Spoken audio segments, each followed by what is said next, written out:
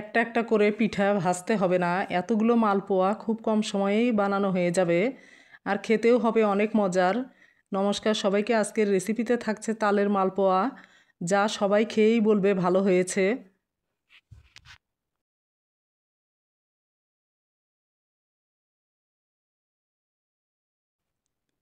একটা মিক্সিং বলে measurement cup দিয়ে মেপে 1.5 কাপ তালের পিউরি নিয়ে নেব।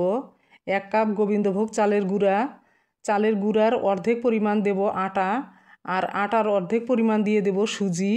এখানে আমি 150 গ্রাম চিনি দিয়েছি, তোমরা মিষ্টি যে যেমন খাও দিয়ে দেবে।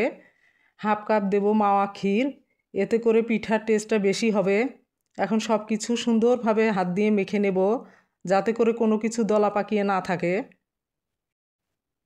হাতে সময় না থাকলে মিক্সিতে ঘুরিয়ে নিতে পারো, এতে করে খুব সহজেই মসৃণ একটা পিঠার ব্যাটার তৈরি হয়ে যাবে।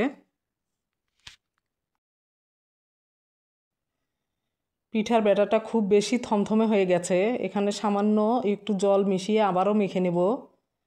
এখানে জলের পরিবর্তে লিকুইড দুধ দিতে পারো, কিন্তু আমার মনে হয়েছে যেহেতু ক্ষীর দেওয়া আছে, লিকুইড দুধ দেবার প্রয়োজন নেই। ব্যাটারটা সুন্দরভাবে মাখা হয়ে গেছে, কোনো কিছু দলা পাকিয়ে নেই। এভাবেই 10-15 মিনিটের মতো রেস্টে রেখে দেব, যেহেতু শুকনো চালের গুঁড়া আর সুজি দেওয়া আছে।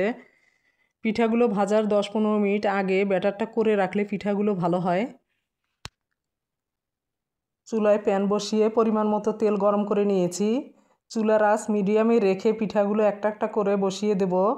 চুলার আঁচ বেশি থাকলে পিঠাগুলো দিতে দিতে পুড়ে যাবে।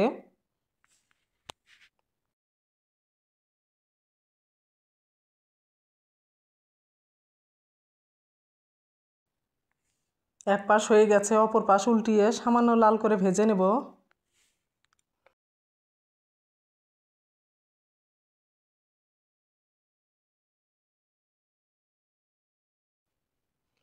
পিঠাগুলো এমন কালার হয়ে আসলে তুলে নেব।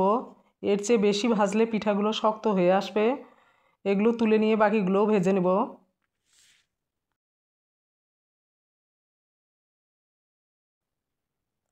দেখতেই পাচ্ছ একসাথে অনেকগুলো পিঠা খুব কম সময়ে তৈরি করে নিলাম। আর একটা ভেঙে দেখাচ্ছি, ভেতরটা কত সুন্দর জালিদার আর নরম তুলতুলে হয়েছে।